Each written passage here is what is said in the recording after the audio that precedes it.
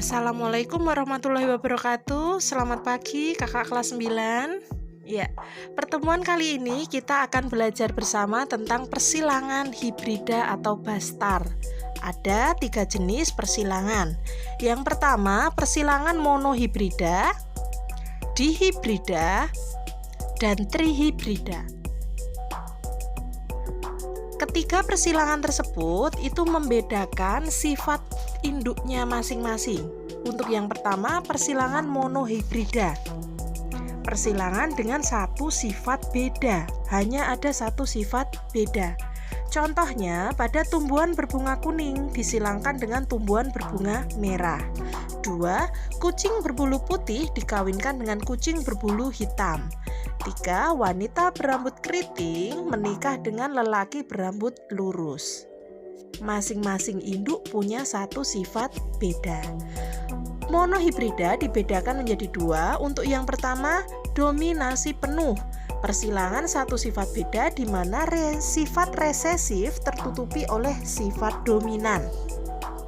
Contoh, tanaman berbatang tinggi disilangkan dengan berbatang rendah. Terlihat di situ orang tuanya TT.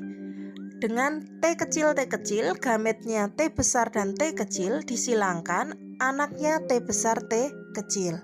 Untuk mempermudah proses persilangan tadi, kalian bisa membuat dalam bentuk tabel. Perhatikan tabelnya. Induknya T besar, T kecil, T besar, T kecil disilangkan sesuai kolomnya. Akan menghasilkan 4 keturunan. Perbandingan genotipnya, perhatikan. Ada T besar, T besar, T besar, T kecil, T kecil, T kecil. Fenotipnya itu sifatnya berarti yang tinggi, dominan kan, ada 3. Dan yang tanaman rendah, T kecil, ada 1. Perbandingan fenotipnya 3:1.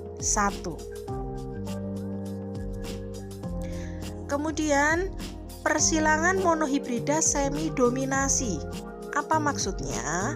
Merupakan persilangan satu sifat berbeda di mana sifat resesif dan sifat dominan saling mempengaruhi. Keduanya saling berpengaruh. Contohnya, tanaman mawar berbunga merah M besar disilangkan dengan tanaman mawar berbunga putih M kecil. Dalam persilangannya, parentalnya M besar, M kecil, gametnya M besar dan M kecil. Anak pertamanya atau filial pertama itu merah muda, M besar dan M kecil. Mereka saling berpengaruh. Anak kedua bagaimana? Filial kedua, kita pisahkan gametnya, ya, M besar dan M kecil. Perhatikan tabel. Dipisah sama seperti tadi, menghasilkan 4 keturunan. M besar, M kecil, M besar, M kecil, M kecil, M kecil. Bagaimana sifat genotipnya? Perbandingan genotipnya masih tetap sama ya. M besar banding M besar, M kecil banding M kecil. Berapa tadi nilainya? 1:2:1. Yang berbeda kalau pada semi dominasi itu sifatnya itu tetap mempengaruhi. Jadi ada perubahan warna di situ. Kalau M besar tadi merah, M besar M kecil itu berarti percampuran antara merah dan putih. Apakah merah dan putih? Merah muda. Nah, seperti ini ya. Kalau yang dominan tadi M besar M kecil tetap warnanya hanya merah saja.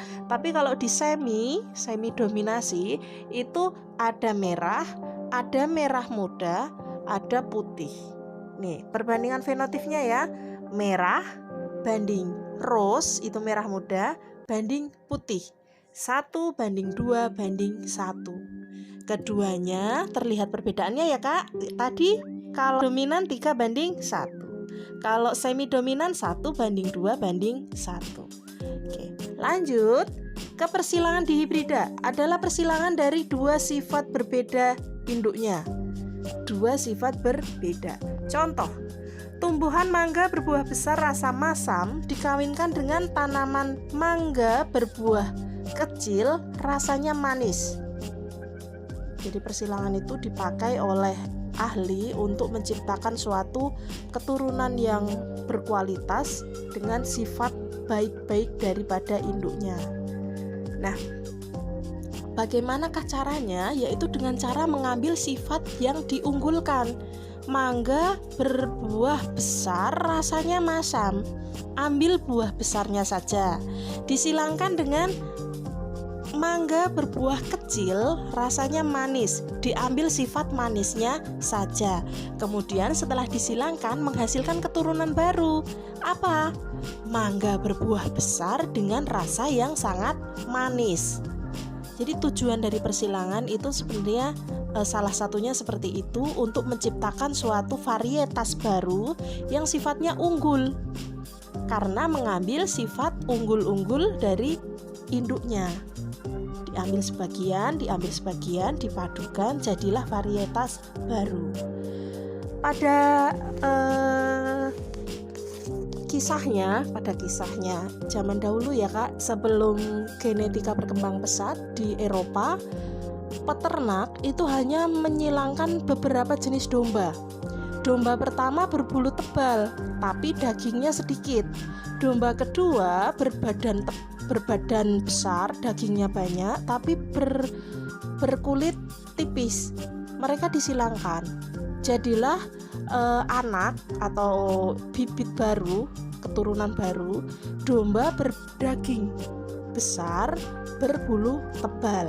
Sehingga saat mereka sudah tua, bulunya sudah istilah kata sudah dipanen berkali-kali, sudah sampai habis, daging domba itu masih bisa untuk dipotong, kemudian dagingnya diperjualbelikan seperti itu. Jadi bisa dapat dua keuntungan sekaligus dengan memelihara satu jenis hewan.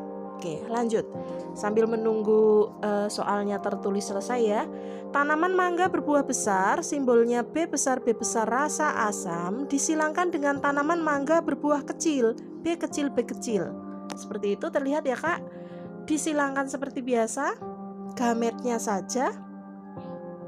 Keturunan keduanya bagaimana? Besar dan manis. Nah, seperti ini ada 4 digit huruf karena mereka 2 sifat. Perhatikan tabel. Pada persilangan dihibrida berbeda dengan monohibrida. Kenapa? Lihat, kolomnya lebih banyak. Jelas ya, lebih banyak. Yang tadi keturunan hanya 4. Di persilangan dihibrida keturunannya ada 16. Kenapa? Karena mereka memiliki 2 sifat yang berbeda. Di kolom horizontalnya perhatikan, B besar, M besar, B besar, M kecil. Itu ya sifatnya. B kecil, M besar, B kecil, M kecil. Di vertikal pun sama, diisi seperti itu. Kemudian tinggal disilangkan seperti di matematika. Kolom yang sama tulis ulang.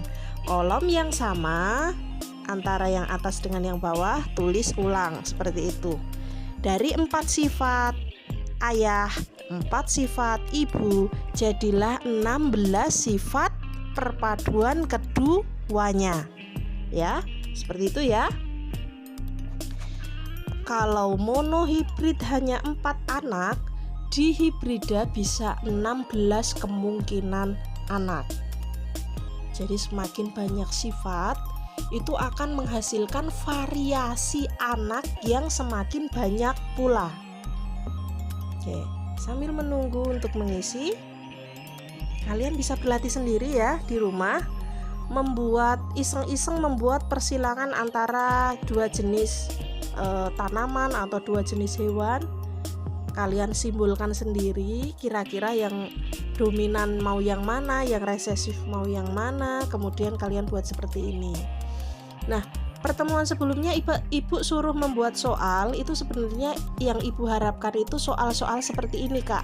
Jadi ada soal uraiannya, kemudian di bawahnya adalah soal jawaban dari persilangannya. yang ibu harapkan seperti ini, tapi ternyata belum ada yang seperti ini. Oleh karenanya ibu di sini pertemuan kali ini ibu menjelaskan, oh proses persilangan itu seperti ini gitu. Nah nanti di pertemuan besok ya, itu ibu ingin kalian sudah bisa menyelesaikan soal yang seperti ini ya. Jadi ada soal esainya, kemudian penyelesaiannya bagaimana? Penyelesaiannya runtut seperti ini, menggunakan pemecahan gamet dulu, parentalnya apa, gametnya apa, keturunan pertama apa, dan ini yang F2 itu filial kedua atau keturunan kedua. Kalau bahasa kita yang lebih familiar itu cucunya ya. Kalau F1 itu anaknya, kalau F2 itu cucunya. Jadi persilangan dari anak dan anak. Nah, nanti pertemuan besok siap-siap untuk mengerjakan seperti ini. Cukup di buku catatan, soalnya nanti ibu berikan, ibu share di classroom. 16 keturunan. Di dalam tabel ini sengaja dibikin warnanya yang sama satu warna, yang berbeda tetap beda warna. Itu nanti untuk ini Kak, mengidentifikasi perbandingan genotipnya, berapa banding berapa. Ini menciptakan sebuah rumus terkenal dengan istilah hukum Mendel. Mendel pertama itu perbandingan rumus dari genotip dan akhirnya bisa disimpulkan ke fenotipnya. Ini Mendel bisa memecahkan, menyilangkan kacang ercis atau buncis itu menjadi seperti ini, menemukan rumus seperti ini. Luar biasa sekali kemajuan dalam bidang biologi yang sungguh luar biasa. Nah, untuk yang di hibrida, perhatikan perbandingan genotipnya Kak, 1:2:1:2:1. Nah, kemudian disimpulkan dalam fenotip. Penyakit keturunan pada manusia ini diwariskan dari induk ke anak-anaknya. Nah, penyakit menurun apa saja di sini akan Ibu bahas secara cepat saja ya. Yang pertama, ciri-cirinya merupakan penyakit yang dibawa oleh gen. Yang kedua, tidak dapat disembuhkan. Ketiga, dapat diturunkan terus-menerus ke keturunan selanjutnya. Yang keempat, bersifat homozigot, resesif, dan genetif. Pertama, hipertrikosis, yaitu tumbuh bulu di seluruh tubuhnya. Yang kedua, anodontia, tidak punya gigi seumur hidupnya. Albino, berkulit putih, tidak hanya pada manusia, pada kera juga ya Kak. Kemudian basedow atau bola mata yang keluar setengahnya. Kemudian ada gigantisme. Oh maaf, polidaktili dulu. Jumlah jari melebihi jumlah manusia normal. Gigantisme atau kretinisme, terlalu besar atau justru terlalu kerdil. Ada 2 sifat. Kemudian kepala botak. Ini sifat yang terakhir. Ini diwariskan juga. Terima kasih.